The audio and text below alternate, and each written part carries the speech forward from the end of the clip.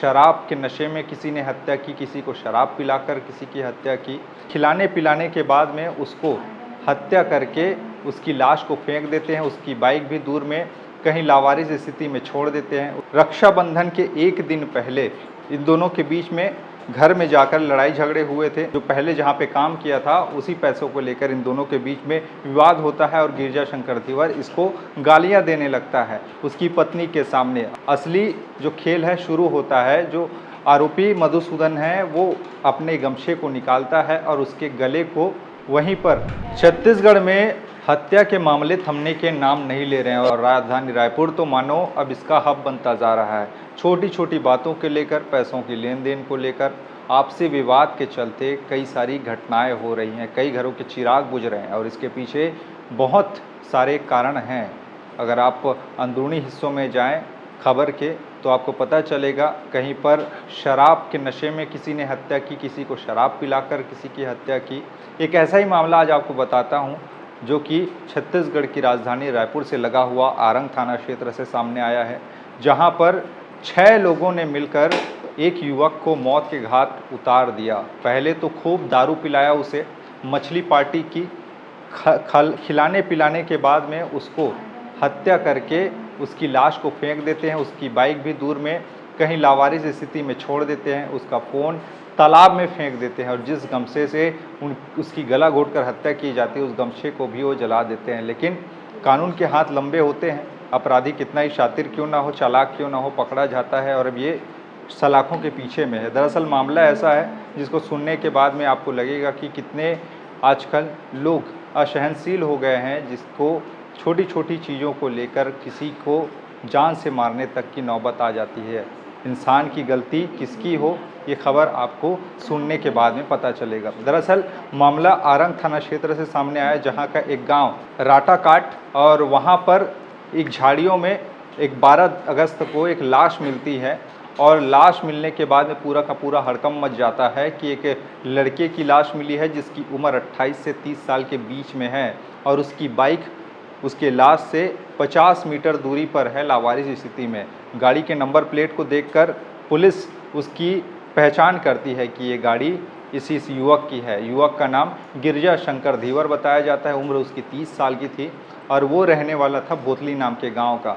ये पेशे से एक राजमिस्त्री का काम करता था, घर वर बनाना, घर निर्माण में इसकी बनाने का ये काम किया करता था और इसी से इसका घर परिवार चल रहा था। और राजमिस्त्री का काम करता तो वहाँ पर और बहुत सारे लोग आते जिससे इसकी पुरानी जान पहचान थी। उसी में से एक युवक था जिसका नाम मधुसूदन लोधी। मधुसूदन लोधी उसी भोतली गांव का ही रहने वाला था और ये भी एक राजमिस्त्री का काम करता था। लेकिन मधुसूदन लोधी और जो मृतक है गिरजा शंकर धीवर, ये पहले एक गांव में काम किया करते थे मिस्त्री का, एक घर निर्माण में, भवन निर्माण में दोनों साथ जाया करते थे। उस गांव का नाम छटेरा गांव में ये दोनों के दोनों कुछ समय पहले काम किया करते थे। लेकिन वहां पर पैसों को लेकर इन दोनों के बीच में आपसी मनमुटाव था और आए दिन इनके बीच में कोई ना कोई इसी बात को लेकर विवाद हुआ करता था। और रक्षाबंधन के एक दिन पहले इन दोनों के बीच में घर में जाकर लड़ाई झगड़े हुए थे।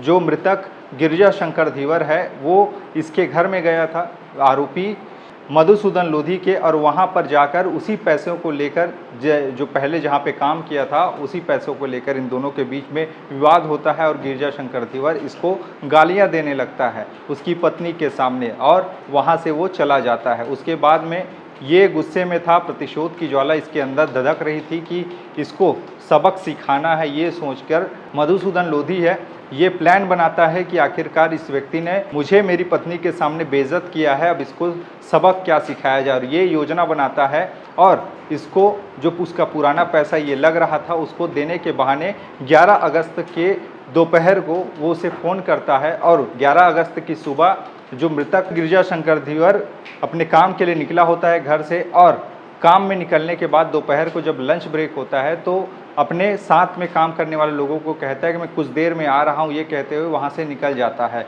और उसी दौरान में भी मधुसूदन इसको फ़ोन करके बुलाता है और वहीं पर आरंग के पास एक दारू भट्टी में पहले ये लोग दारू खरीदते हैं और वहाँ से दारू भट्टी से कुछ दूर जाते हैं राटाकाट के पास और वहीं पर एक सुनसान झाड़ियों के बीच में जाकर ये दारू पार्टी करते हैं। इसी दौरान में कुछ दोस्तों को मधुसूदन और बुला लेता है और वो 5 दोस्त वहाँ पर बैठकर सभी के सभी दारू पार्टी करने लगते हैं। इसी दौरान में पुराने बात को लेकर, पैसों की लेन देन को लेकर फिर विवाद शुरू हो जाता है और वहाँ पे असली जो खेल है शुरू होता है। जो आरोपी मधुसूदन है वो अपने गमछे को निकालता है और उसके गले को वहीं पर गला घोंटकर उसकी हत्या कर देता है, जिसका साथ देने के लिए वहाँ पर उसके 5 दोस्त भी आए हुए थे, जिसको उसने पैसे की लालच देकर वहाँ पर बुलाया हुआ था। और वहाँ पे हत्या करने के बाद में ये लाश को वहीं झाड़ियों में छोड़ देते हैं और उसके बाद वहाँ से भाग जाते हैं।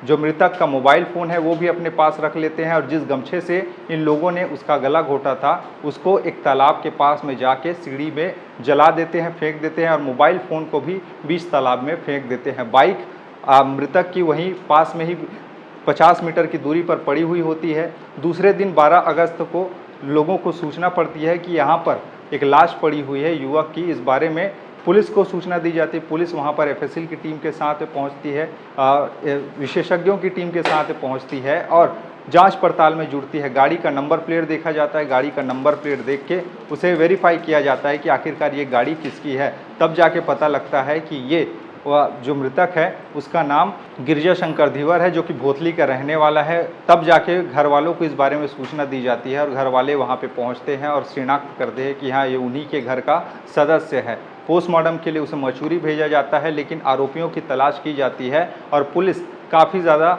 जद्दोजहद करने के बाद में सीसीटीवी कैमरा और जो डिजिटल एविडेंस है वो खंगालने के बाद में, कॉल डिटेल्स वगैरह खंगालने के बाद में आरोपियों तक पहुंच जाती है। और जो मुख्य आरोपी इस पूरे के पूरे मामले का होता है मधुसूदन लोधी, उसको गिरफ्तार किया जाता है और पूछा जाता है कि तुमने ये सारी चीज़ें क्यों की। तो वो बताता है पैसों की लेन देन के लिए उनके बीच में कुछ दिनों पहले विवाद हुआ था और जिसके चलते उसने गालियां दी थी मृतक ने, और उसी का बदला लेने के लिए उसने ये पूरी की पूरी योजना बनाई और उसको दारू पार्टी पैसे देने के बहाने उसको बुलाया, दारू पार्टी की और उसके बाद में उसकी गला घोंट के हत्या कर दी और उसके बाद में वहाँ से फरार हो गया।